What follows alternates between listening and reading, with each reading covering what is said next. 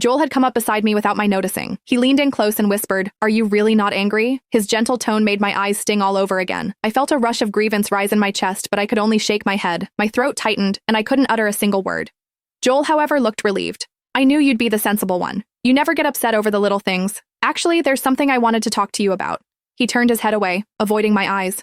"We should postpone the wedding next week. I promised your sister that I'd take her to see the northern lights at Aurora Bay once she turns 18. Now that her birthday's over, she won't stop begging me to keep my promise. So, I thought, why not take the whole family along for a trip? What do you think? The invitations haven't gone out yet. It's just a wedding, so pushing it back a few days won't matter," he said with a faint smile and a hint of affection in his eyes.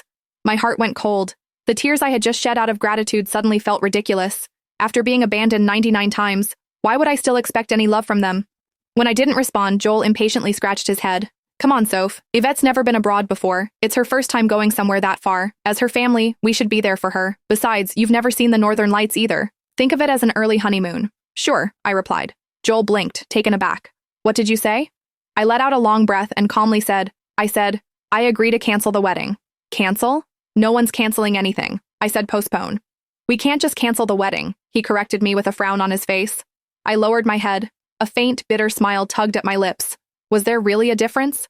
As long as Yvette was around, she would never let our wedding happen. She couldn't stand me, and she coveted everything I had. I had known that since we were children. No matter how hard I fought, I could never win. My family's favoritism was her greatest weapon, and it was the reason she could keep me under her heel all these years. Now even my fiancé had joined her side. My eyes burned, and a familiar itch started to spread across my skin. The mango juice was finally taking effect. I nodded lightly and turned to go upstairs. There was allergy medication in my room, and I needed to take them before the reaction got worse. "Are you upset because I'm going to Aurora Bay with Joel?" Yvette's voice came from behind me, dripping with false innocence. I ignored her and kept walking. Yvette had always been that way. Even if I did nothing, all she had to do was cry or pout in front of our family, and everyone would rush to defend her. Joshua was the first to lose his temper. "That's enough, Soph. Didn't you hear Vivi talking to you? One moment you say you're not angry, and at the next you're giving everyone an attitude. Is this how you treat your family?" I didn't answer him. Such baseless accusations had filled my entire childhood, and I'd long since learned to face them without showing any emotion. But just as I set foot on the second floor landing, a sharp pain shot through my scalp. Someone had yanked my hair from behind. Joshua yanked my hair so hard that I stumbled down the stairs. "Vivi's an adult now. You can't just ignore her feelings like you used to." I fell to the floor, and pain shot through both my knees.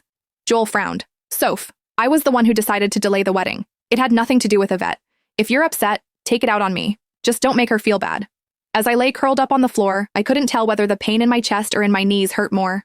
"Don't be mad at Sophia," Yvette said, wiping the corners of her eyes. "It's all my fault. I shouldn't have turned 18 so soon. If I had waited a little longer, then the trip wouldn't have clashed with her wedding." I caught the tiny smirk tugging at her lips. "You're